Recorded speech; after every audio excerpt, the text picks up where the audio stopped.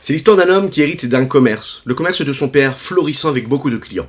Oui, mais voilà, depuis que c'est lui qui tient cette boutique-là, les clients n'entrent plus dans la boutique. Il est inquiet, va voir son maître, Rave, je n'ai plus de clients. Son maître lui demande, lui dit, dis-moi ton père, entre deux clients, qu'est-ce qu'il faisait? Mon père, il prenait un livre et il étudiait la Torah. Parfait. Et toi, qu'est-ce que tu fais? Ah, moi, je suis fan d'informations. Donc, entre deux clients, je regarde les informations du monde entier. Le Rav l'a regardé avec un large sourire et lui a dit, mais dis-moi, tu as bien compris. Ton père, s'il a des clients, c'est parce qu'en fait, il a compris qu'un commerce, tout ce qu'un juif il fait ici-bas sur terre dans la matière, c'est de l'imprégner de spiritualité, de sainteté.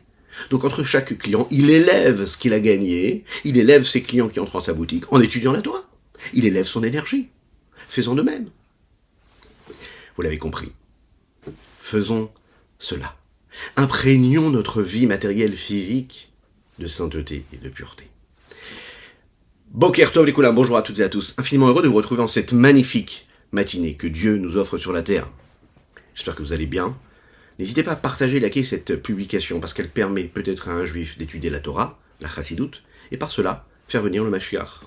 Juste après ces quelques notes de Nigoun, nous étudierons donc notre Tanya du jour. Maya da ya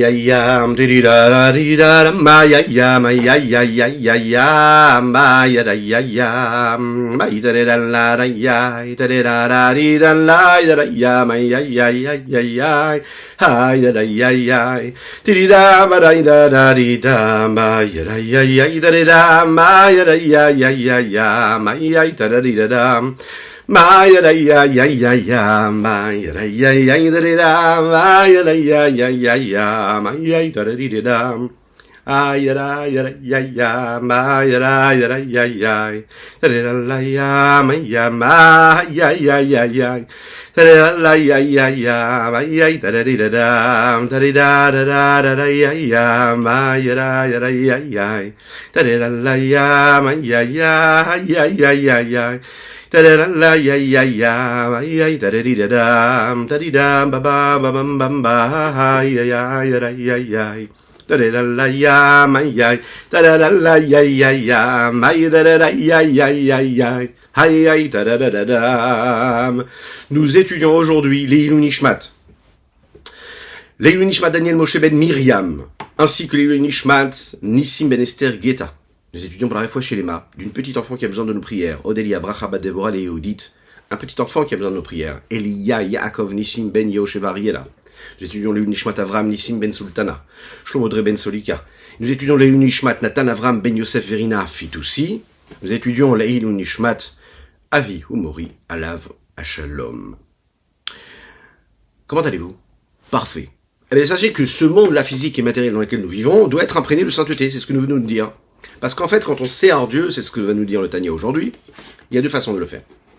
Il y a ce que nous appelons l'élévation, c'est-à-dire qu'un homme, il sert Dieu en élevant les étincelles divines qui se trouvent ici-bas, les lumières qui se trouvent dans les réceptacles de ce monde physique, et il les élève dans le sens où en fait, il les ramène vers leur essence, ciel, vers leur divin.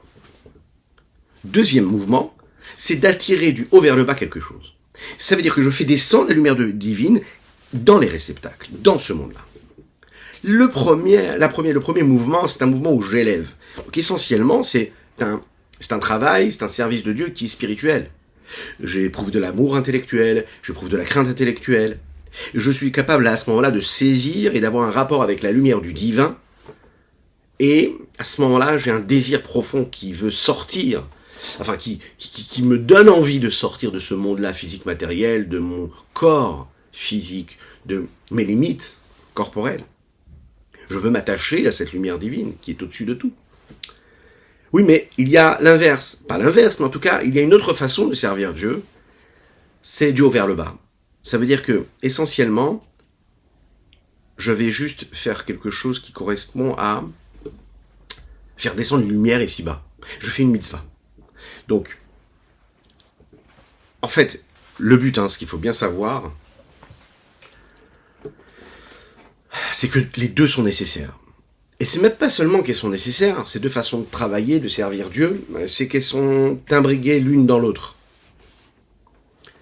L'une dépend de l'autre, et en fait on doit les relier, les attacher l'une avec l'autre. La vie d'un homme ici-bas sur terre ne peut pas se suffire d'une vie spirituelle, intellectuelle, aussi noble et sainte qu'elle puisse être, elle ne suffit pas pour le travail de l'homme ici-bas. L'homme ici-bas sur Terre doit être ancré dans la matière. C'est ce que nous appelons également un mouvement de ratso et de chauve, dans les termes de la Kabbalah de la Chassidut. Lorsque j'élève quelque chose en haut, je réveille un désir de retour. Donc, j'ai fait un effort en bas, j'ai attiré vers moi quelque chose qui venait de là-haut, et du coup, ce qui va descendre en bas va être beaucoup plus grand, beaucoup plus fort, parce que j'ai réveillé quelque chose, j'ai réveillé un désir. Lorsqu'il n'y a pas de volonté et qu'il n'y a pas de retour commune, c'est-à-dire qu'il n'y a pas cette volonté commune, lorsqu'on a l'impression de ne pas être sur la même longueur d'onde, par exemple entre deux êtres, ben c'est qu'en fait, en réalité, la première personne, cette personne qui est censée donner, eh bien, ne réveille pas le désir comme il faut. C'est-à-dire, ne fait pas ce qu'il faut pour attirer cette nouvelle lumière vers lui. Lorsqu'un homme fait une mitzvah, eh bien, il est en train de créer un désir de quoi? De sortir quelque part de ses limites. Et ce mouvement-là, il doit être accompagné tout de suite d'un retour.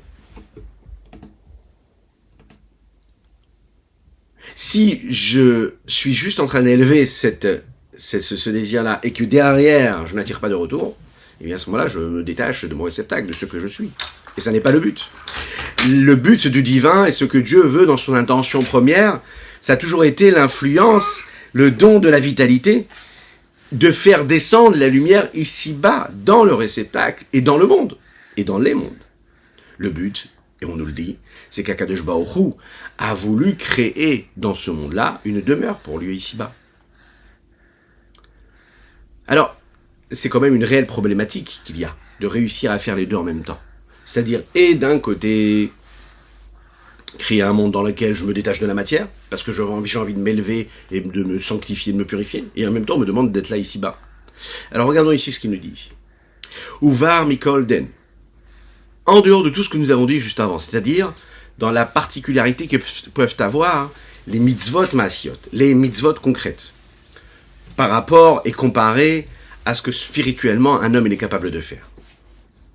Il y a une possibilité qui est de créer un lien entre ces deux chemins, ces deux façons de faire, qu'on ne peut pas dissocier l'un de l'autre. Afil ou Beneshama de Hatzilut, même lorsque nous parlons d'une âme qui vient du monde Hatzilut, c'est une âme qui est très très élevée.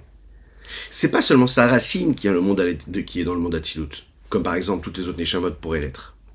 Même en fait, son existence, sa réalité et ce qu'elle a à faire, maintenant, quand elle est dans ce monde ici-bas, puisqu'elle est en contact avec sa source première qui est le monde d'Hatzilut, sera toujours en rapport avec ce service de Dieu qui correspond à la Hatzilut. Avshi Mikelim d'Hatzilut, même si elle vient de ce réceptacle qui vient d'Hatzilut, comme nous l'avons expliqué avant. En fait, ces Neshamot, ces âmes qui sortent de ces réceptacles-là, et non pas comme les Malachim, puisque les anges, eux, ne sont pas limités par des réceptacles, les anges, eux, sont détachés des réceptacles.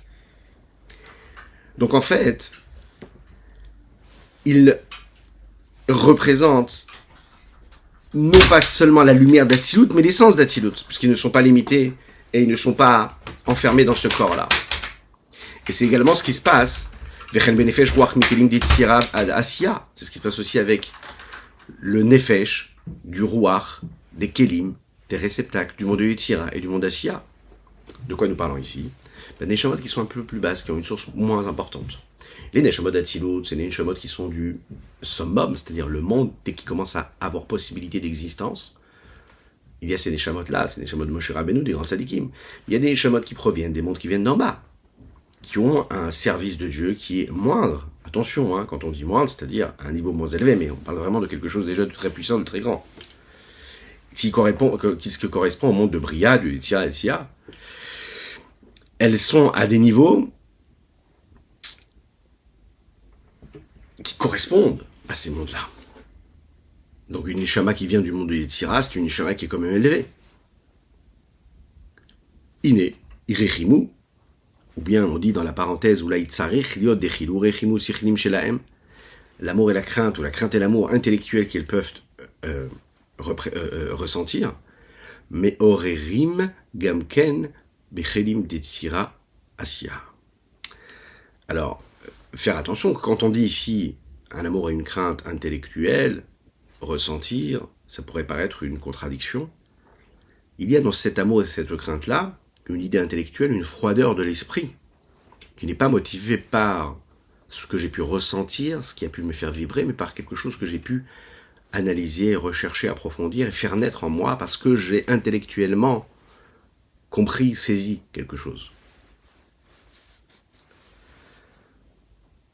Et là, dans les sphirotes qu'il y a dans tous ces mondes-là, que ce soit dans le monde de Yetzira ou de Asiya, Brinat ha'alam imata le ma'ala, il y a à ce moment-là un niveau d'élévation du bas vers le haut de ces lumières-là qu'il y a dans les réceptacles, afin de les faire monter et de les faire sortir de leurs réceptacles.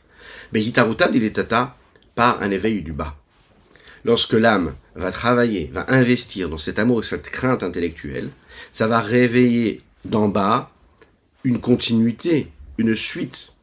Et cette continuité, c'est de faire monter cette lumière-là qui vient de ces réceptacles, même dans ces mondes spirituels qui sont au-dessus de nous. Les Uprinat Istalkut Levatras de Shalom, c'est ce que nous appelons la Istalkut. Istalkut, ça veut dire quoi?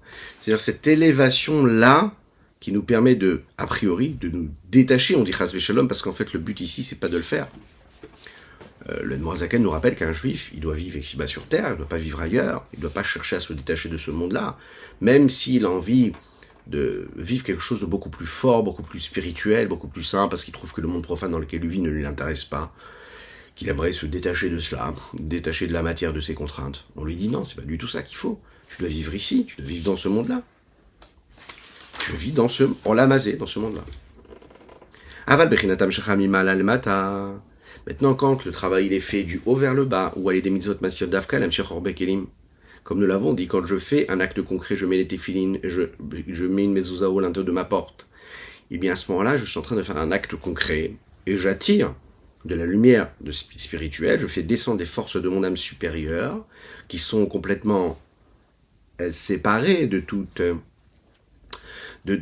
matérialisme, et de toute chose qui pourrait être collée à quelque chose de profane, et j'amène ça quelque chose dans de la matière qui pourrait être aussi utilisée pour quelque chose de profane, mais qui là va être utilisée pour quelque chose de sain. C'est en fait dans des termes simples ce qu'on veut dire quand on dit on prend la lumière, on la fait descendre en bas, parce que sinon on ne comprend pas ce que ça veut dire. Mais c'est ça que ça veut dire. L'Echaim.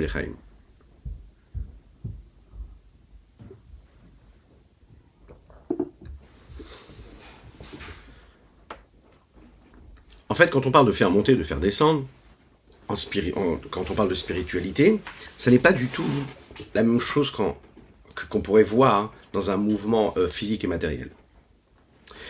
Comme par exemple, quand on vient d'un endroit qui est haut vers un endroit qui est plus bas. En fait, ce qu'on appelle haut et bas, lorsqu'on parle d'un travail spirituel qui correspond à l'âme et au corps de l'homme, on parle de profondeur et d'extériorité. On parle de superficialité, de profondeur. Plus c'est haut, et plus c'est profond. C'est essentiel. Plus c'est bas, et plus ça veut dire que ça devient extérieur et superficiel. Ce qu'on appelle le chitsoni, c'est ce qu'on appelle le superficiel, dans le sens positif du terme, c'est en réalité quelque chose qui va être beaucoup plus bas. En fait, pnimi, c'est ce qui est intérieur, dans ce qui est profond, c'est-à-dire ce qui correspond à ce que je suis à l'intérieur, à ma source. Chitsoni, c'est ce qui va vers l'extérieur. Comme son nom l'indique, c'est la communication vers l'extérieur. Ce qui descend, c'est ce qu'on appelle la superficialité, l'extériorité. Et plus je fais, plus j'agis, et plus je permets en fait à cette lumière, qui est extérieure, entre guillemets, de descendre et de s'habiller dans quelque chose de plus bas. Maintenant, dans ce qui est en bas, il y a aussi quelque chose qui est profond, il y a aussi une forme de profondeur. Ce qu'on va appeler ici la profondeur de la partie basse, qui va s'élever en haut. Ne vous inquiétez pas, même si ça paraît compliqué, c'est très simple. À chaque fois que j'élève quelque chose, à chaque fois que j'ai un mouvement d'élévation, je veux me détacher de ce qui est limité ici-bas, eh bien, je fais quelque chose de profond. C'est en fait la profondeur de mon âme qui se relie à quelque chose de beaucoup plus authentique et essentiel et moins à la forme des choses. Et puisqu'elle a moins de contact et elle cherche moins à s'adapter aux formes extérieures, Et alors c'est le fond qui va s'exprimer et qui a envie de relier sa profondeur et son essence, qui, elle, sa profondeur et son essence, n'est pas limitée. Mais puisqu'elle n'est pas limitée, alors cette profondeur-là, la seule chose qu'elle a envie, c'est quoi? C'est de se détacher de ces formes-là. Elle veut voyager et retourner vers sa source. Lorsqu'un homme, par exemple, réfléchit et qu'il ne comprend pas quelque chose, ça reste totalement abstrait, ça reste fermé, c'est obscur, ça manque de clarté, il ne comprend pas, il ne voit pas du tout, il n'a pas la clé du problème. Alors il se sent enfermé. Dès l'instant où il trouve la clé, comme son nom l'indique, il trouve l'ouverture, alors à ce moment-là, tout s'éclaire à ses yeux. Il quitte cette fermeture, il va vers une ouverture. Par définition, l'ouverture de la conscience, c'est la capacité que l'on a de créer un lien, un rapport avec ce que l'on ressent, ce que l'on saisit et ce vers quoi on tend. On comprend qu'il y a quelque chose de plus élevé et on réussit à faire en sorte que nos actes, que notre énergie, que notre façon de voir, nos émotions soient oxygénées par le lien qu'elles ont avec quelque chose de plus élevé, de plus grand. La fermeture, elle me bloque. D'accord ? Dès l'instant où je vais chercher un lien avec ce qui est à l'extérieur, eh bien, je veux m'évader. Le seul problème, c'est qu'il ne faut pas laisser s'évader. Il faut faire en sorte qu'il y ait une ouverture et une connexion et un lien et un contact avec quelque chose qui est au-dessus de mes limites, mais la garder avec moi. Garder cette élévation que j'ai réussi à avoir en imprégnant ce que je suis et créer un lien entre ce fond-là et cette forme-là qui pouvait être des limites. Et c'est ce qu'il va nous dire ici le Zohar. On va le voir tout de suite dans les mots. Lechaim, lechaim.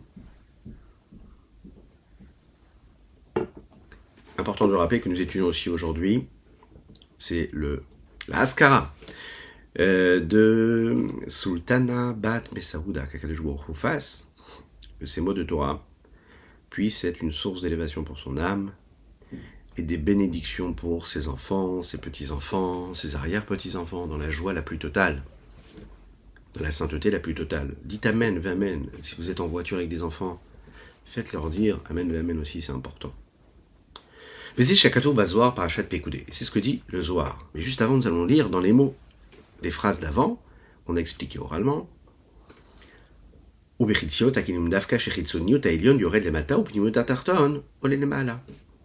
La partie extérieure supérieure descend le plus bas possible, et la partie profonde inférieure s'élève vers le haut.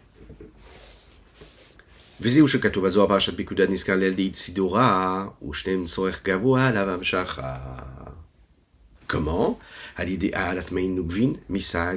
Ça devient technique, mais on va expliquer tout de suite ce que ça veut dire. Quand un homme fait une mitzvah ici-bas dans ce corps-là, et dans ce monde physique, matériel, il donne du sens et de la lumière à toute la matière et à tous les objets qu'il va utiliser pour cela, à tous les ingrédients, à toutes les créatures qui ont été créées par Dieu, qui sont physiques. Le corps et toutes les parties du monde qui vont être utilisées pour accomplir une mitzvah ne deviennent plus seulement de la matière, une table, des chaises, un lieu, un endroit dans lequel on va étudier la Torah ou faire des mitzvot. Mais ça devient quelque chose qui devient un but en soi. Ils deviennent et ils ont la fonction de faire en sorte qu'ils soient éclairés par cette lumière supérieure et suprême de Dieu. Le Zohar nous dit qu'il y a un ordre des choses. C'est-à-dire qu'il y a un ordre qui s'accomplit à travers la vie d'un homme lorsqu'il pratique la Torah et les mitzvot, à travers la volonté qu'il a, à travers l'intention de son cœur. Il y a une façon de dire les choses et une façon de faire les choses. Et que cet ordre des choses, c'est quoi ? C'est de les dire et de les faire. Mais le Zohar nous dit il y a aussi une autre forme de choses à faire. Et une autre forme de service de Dieu, de façon de servir Dieu. C'est quelque chose de beaucoup plus profond. C'est une réflexion. C'est une élévation de la lumière du divin. C'est de prendre cette lumière de Dieu et lui permettre de se dévoiler. Et les deux nécessitent cette élévation et cette attirance. Toujours. Un mouvement du haut vers le bas, et un mouvement du bas vers le haut, et un mouvement du haut vers le bas. Les deux. Comment? Ça, techniquement, on appelle ça Alat Ma'in Nugvin. Misag, on l'a expliqué tout à l'heure, j'ai besoin de créer, de susciter un désir pour pouvoir faire descendre quelque chose de plus haut. Qu'est-ce que c'est Sag? On va le voir tout de suite. Les Ma'in Nugvin, ces eaux féminines, elles ont pour fonction de créer le désir. Elles élèvent en fait l'homme et elles lui permettent, à ce moment-là, des étincelles de sainteté qu'il a, de les élever, qui proviennent du nom de Sag. Le nom de Sag, à l'occasion, on aura le temps de développer ce que c'est réellement, kabbalistiquement, mais c'est ce qui représente en fait la possibilité qu'on a d'élever ces étincelles qui sont tombées après ce que nous appelons la brisure de ces réceptacles, la Shvirat HaKelim. Et lorsque je vais chercher moi ces étincelles divines en servant Dieu, en élevant tout ce qui provient de mon âme animale et du corps que j'ai moi-même en moi et qui me bloque, lorsque je les répare, lorsque je les ordonne, lorsque je les libère, lorsque j'élève ces étincelles divines de lumière qui sont cachées en bas, eh bien je suis en train de susciter ce désir-là, ce que nous appelons ces Ma'in Nugvin. L'essence même de cette élévation-là, c'est quand elles sont en fonction et qu'ils permettent de réveiller, de révéler, de dévoiler les Ma'in Drurin, c'est-à-dire les eaux masculines, ce qu'on appelle en Kabbalah. Alors pourquoi c'est vraiment les Ma'in Nugvin, ces eaux féminines qui, elles, appellent ces eaux masculines?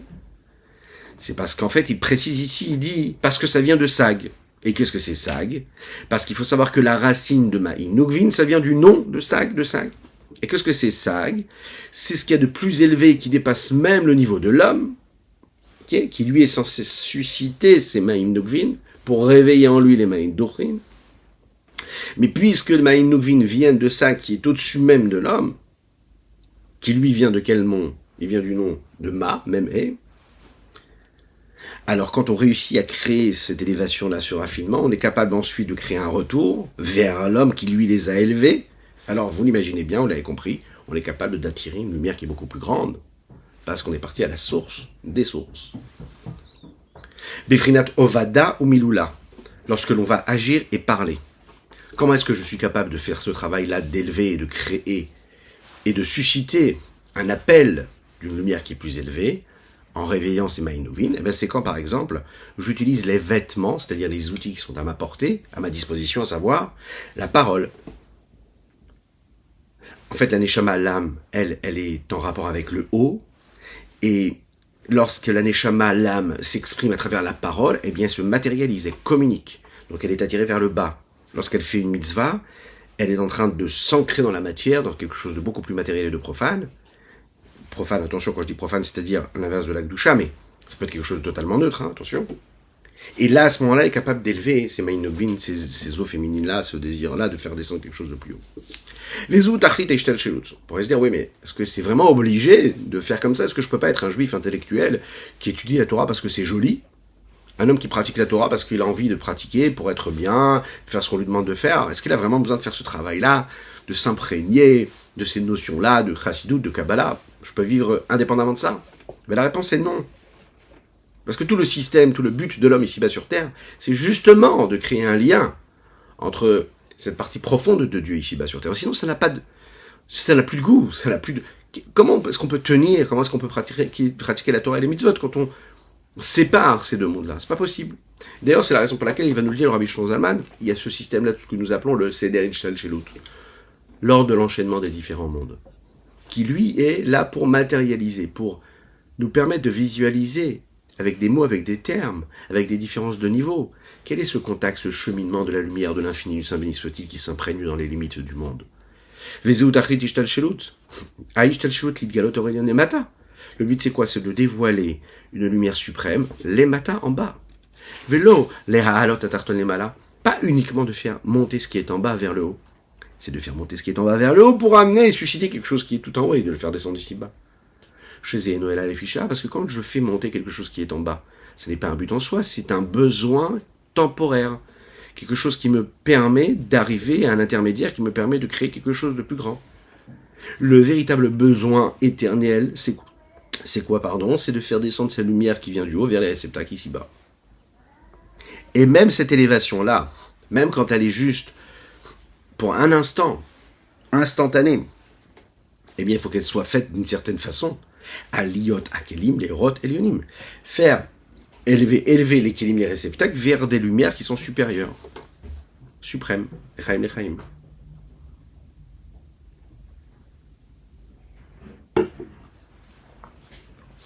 C'est très très fort ce qu'il a rajouté ici, le Rabbi Shimon Zalman, c'est le Rabbi Israël qui nous le rappelle. Il a rajouté ici, c'est pas seulement qu'il faut élever les lumières qu'il y a dans les réceptacles, mais il faut même élever, et ça c'est le but essentiel, c'est d'élever même les réceptacles. Imaginez ce que ça veut dire. En fait, les réceptacles qu'un homme il va utiliser quand il veut les élever, pour que ce soit convenable, que ce soit comme Dieu il veut, c'est quand on réussit vraiment à tout élever, même élever le réceptacle, et lui-même il est purifié. Et c'est ce que nous pouvons vivre dans des jours si particuliers comme le jour du Shabbat, et c'est ce qu'il va nous dire ici, ou le jour du Yom Kippour, qui est le Shabbat Shabbaton, le plus grand des Shabbats. Il est expliqué comme ça dans la Kabbalah, que l'élévation qui se produit le jour du Shabbat, le jour du Kippour, elle est très particulière. Le jour du Shabbat, le jour de Kippour, et bien sûr, d'une certaine façon, tous les autres jours des fêtes, le monde s'élève et se détache quelque part des limites des jours de la semaine. Il va monter un petit peu plus haut. Et en fait, il est un peu plus proche, il est un peu plus uni, un peu plus transparent, un peu plus attaché à sa source première. Lorsque l'on retire les vêtements de la semaine et qu'on met des vêtements de Shabbat, c'est ce qu'on est en train de faire dans tous dans tous les termes. C'est-à-dire, pourquoi c'est si important? Ça fait partie des premières lois quand on étudie le Shabbat, avant de savoir comment est-ce qu'on doit ou pas bouger tel ou tel objet, ne pas trier, toutes les mlachot, tous les interdits du jour du Shabbat.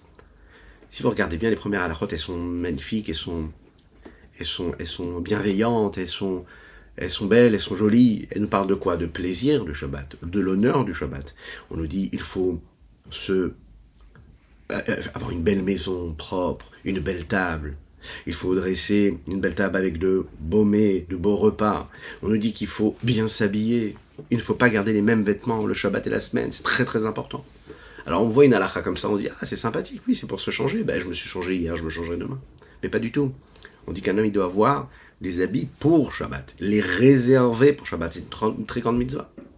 Ce que je vais mettre la semaine, je ne vais pas le mettre le Shabbat. Et la façon avec laquelle je veux le faire jusqu'aux petits détails, il faut ne pas hésiter à éduquer les enfants aussi comme ça. C'est ce qui va montrer que je suis capable de comprendre la profondeur de ça. C'est pas juste comme ça pour changer, être joli, être beau. Non. C'est parce que même si je sors pas dehors, même si je suis à la maison, je suis un père de famille, ou bien je suis un enfant, ou bien je suis une femme et je vais pas sortir dehors. Mais je vais m'habiller comme il faut en l'honneur du Shabbat. Je le respecte, je le sanctifie. Qu'est-ce que je suis en train de faire? Et à ce moment-là, je suis en train d'élever une lumière spéciale, puisque les levushim, les vêtements, kabbalistiquement, c'est quoi? Ou chassidotiquement, réellement, c'est quoi? C'est des moyens d'expression, des moyens qui me permettent, des outils qui me permettent de faire descendre une lumière supérieure ici-bas dans ce monde-là. Donc, matériellement, je change de vêtements. Spirituellement aussi, je change de vêtements. Ça veut dire quoi? Ça veut dire que le jour de Shabbat, je suis capable d'amener et d'attirer vers moi une lumière phénoménale. Et je ne dois pas passer à côté. Il précise ici, il dit attention, avallo, aliyot, vistalkut, aorot, chas v'shalom. Faut pas que les lumières se détachent des réceptacles. Chas v'shalom, parce que sinon ça voudrait dire que quoi? Qu'elles sont restées là-haut. Faut qu'elles s'élèvent et qu'elles n'abandonnent pas leur réceptacle, qu'elles restent attachées avec leur réceptacle. Comme il est dit dans les écrits du Etzraïm, sur ce qui se passe le jour de Shabbat, qui est un moment très très élevé. Il faut